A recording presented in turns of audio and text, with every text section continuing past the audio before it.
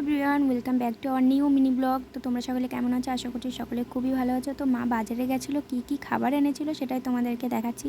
তো প্রথমে দেখতেই পাচ্ছ আমার জন্য এনেছিল ফুচকা, তারপরে এনেছিল ঘুগনি।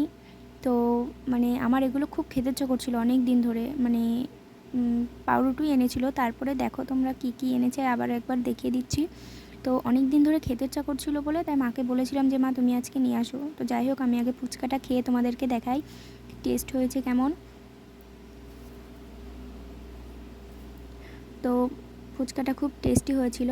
তো এবার আমি তোমাকে যাই হোক, আমি না লোভ সামলাতে পারছিলাম না, অনেক দিন ধরে ঘুগনি আর পাউরুটিটা খেতে ইচ্ছা করছিল। তো মা আজকে এনেছিল, মাকে বলেছিলাম। তো আমি তোমাদেরকে একটু খেয়ে দেখিয়ে দিই কেমন হয়েছে। মানে